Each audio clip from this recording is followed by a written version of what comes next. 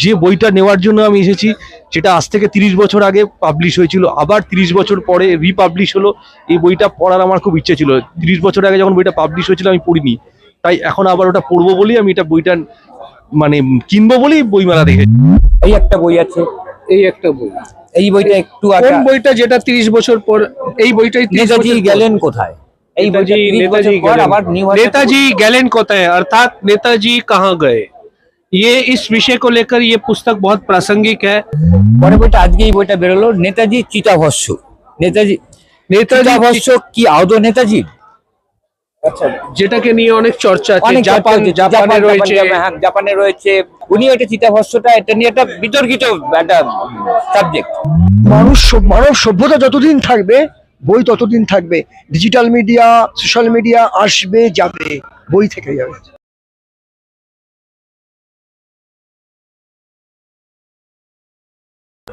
নমস্কার, আপনি পুস্তক মেলায় 6 নম্বর গেটে আজকে যে দোকানে এসেছেন, সেই উদ্দেশ্যটা নিশ্চয়ই আপনার আগে থেকে ঠিক ছিল। তা একটু বলবেন দর্শকদেরকে কেন এসেছেন? আমি এসেছি এই জন্যই, কারণ যে বইটা নেওয়ার জন্য আমি এসেছি, যেটা আজ থেকে 30 বছর আগে পাবলিশ হয়েছিল, আবার 30 বছর পরে রিপাবলিশ হলো। এই বইটা পড়ার আমার খুব ইচ্ছে ছিল। 30 বছর আগে যখন বইটা পাবলিশ হয়েছিল আমি পড়িনি, তাই এখন আবার ওটা পড়বো বলেই আমি এটা বইটা মানে কিনবো বলেই বইমেলা দেখেছি এবং পেয়েও গেলাম।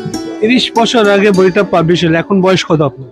আমার এখন বয়স 40 বছর। 40 বছর মানে যখন একবার বাচ্চা বেলা ছিল, স্টুডেন্ট লাইফ ছিল, তখন আপনি কিভাবে জানলেন এই বইটা ছিল?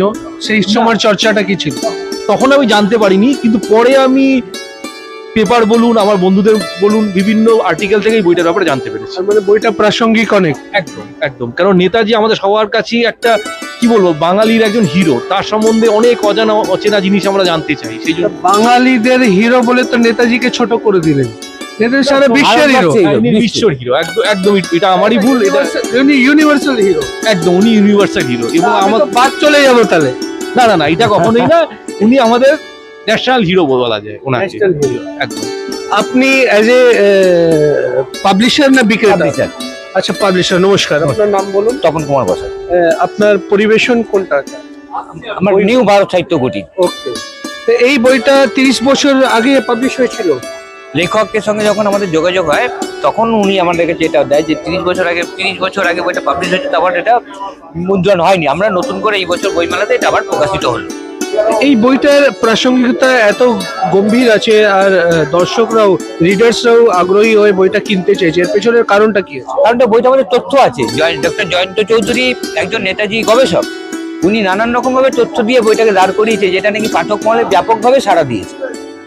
ডক্টর জয়ন্ত চৌধুরী অনেক বই লিখেছেন অনেক বই এবং লিখেছেন। এই আরেকটা বই উনি আমাদের- পরপর পাবলিক ডোমেনেও কিন্তু নিজের কথাগুলো রাখে।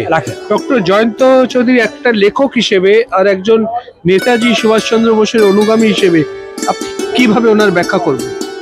উনি নেতাজির ফ্যামিলির সঙ্গে, এখন বর্তমান যেসব ফ্যামিলিতে যারা আছেন মেম্বার, তাদের সঙ্গে ওতপ্রোতভাবে জড়িত। ওইখান থেকে উনি নানান রকম তথ্য সংগ্রহ করে বইগুলোকে আজকে দাঁড় করাচ্ছে। স্ক্রিনে দেখান বইটা কোথায় আছে, একটু তুলে দেখান স্ক্রিনে। এই একটা বই আছে, এই একটা বই। এই বইটা একটু কোন বইটা যেটা 30 বছর পর? এই বইটাই 30 নেতাজি বছর পর। গেলেন কোথায়? এই বইটা 30 বছর পর আবার নিউ नेताजी गैलन कोता है अर्थात नेताजी कहाँ गए, ये इस विषय को लेकर ये पुस्तक बहुत प्रासंगिक है। जहाँ पर डॉक्टर जयंत चौधरी का सवाल है, वो एक ऐसे विचारक और ऐसे लेखक हैं जो इतिहास की खोज में मेरे ख्याल से सारा जीवन यहीं पर समर्पित कर रहे हैं। थोड़ी देर में इसी स्टॉल पर पहुंचने वाले हैं, हम लोग उनकी प्रतीक्षा में है और बंगला में वार्ता जारी है और दर्शक और रीडर्स उनकी किताबें बहुत उत्साहित होकर खरीद रहे हैं। পরের বইটা কোনটা আছে? পরে বইটা আজকে এই বইটা বেরোলো, নেতাজি চিতাভস্য। নেতাজি চিতাভস্য কি আদৌ নেতাজি? আচ্ছা, যেটাকে নিয়ে অনেক চর্চা আছে। অনেক জাপানে রয়েছে। হ্যাঁ, জাপানে রয়েছে। উনি ওইটা চিতাভস্যটা, এটা নিয়ে একটা বিতর্কিত একটা সাবজেক্ট। নেতাজি চিতাভস্যটা একটা বিতর্কিত সাবজেক্ট। এইটা নিয়ে নানানজন নানান রকম কথা বলে।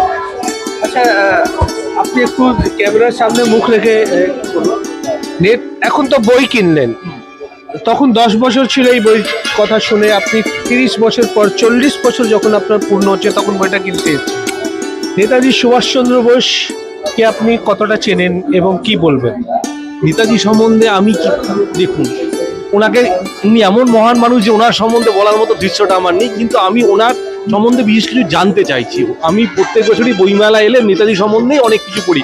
এর আগেও কিনেছিলাম ডক্টর পবিত্র মোহন বসুর লেখা, আজকে এবার এটা কিনলাম, কেন আমার ইনফরমেশন দরকার আফটার 1945 উনি কোথায় গেলেন, বাকি জীবনটা উনি কিভাবে কাটালেন, এবং 1985-এ যখন উনি মারা যান রামভবনে আপনার ফৈজাবাদে, তারা আগেকার যে জীবনটা উনি কাটিয়েছিলেন ইন্ডিয়াতে, সেই ব্যাপারে আমি জানতে চাইছি। সেটার ইনফরমেশন কালেকশনের জন্য আমি বইটা নিই।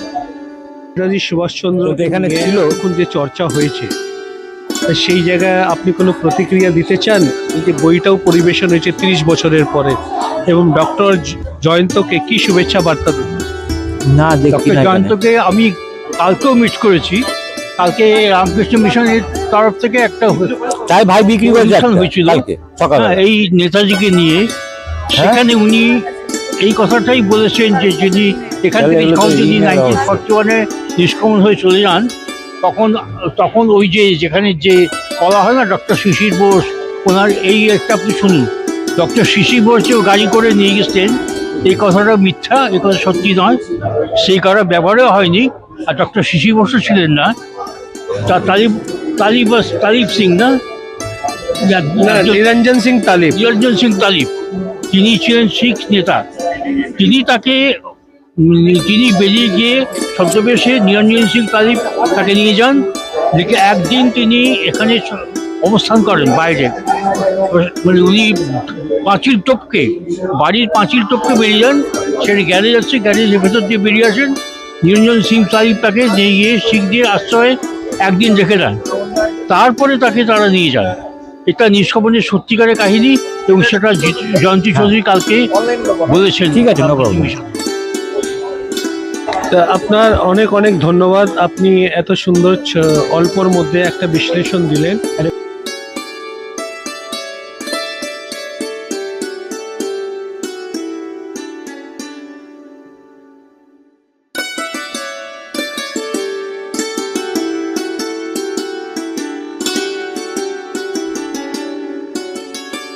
আজ 1 ফেব্রুয়ারি বইমেলার এই আন্তর্জাতিক বইমেলার এই প্রাঙ্গণে আমরা লেখিকাকে পেয়ে গেছি, সবাই পেয়ে গেছি, পাঠক পাঠিকাদের, প্রকাশককে পেয়ে গেছি।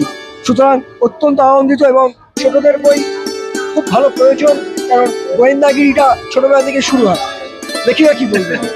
আমার নাম অরিজিতা দাস। আমি বাংলা সাহিত্য নিয়ে পড়াশোনা করেছি এবং বর্তমানে লেখালেখির সাথেই যুক্ত। আমার আজকের এই নিবেদনটি ছোট বাচ্চাদের জন্য।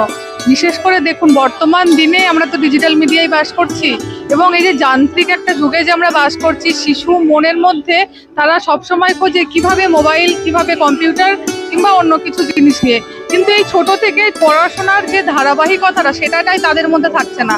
আর তার সাথে যে শিশু মনের যে নরম একটা সফট কর্নার, সেই কর্নারটাও থাকছে না। বর্তমান দিনে দেখবেন, লক্ষ্য করলে মানুষের মধ্যে প্রেম নেই, ভালোবাসা নেই, শুধু হিংসাই রয়েছে।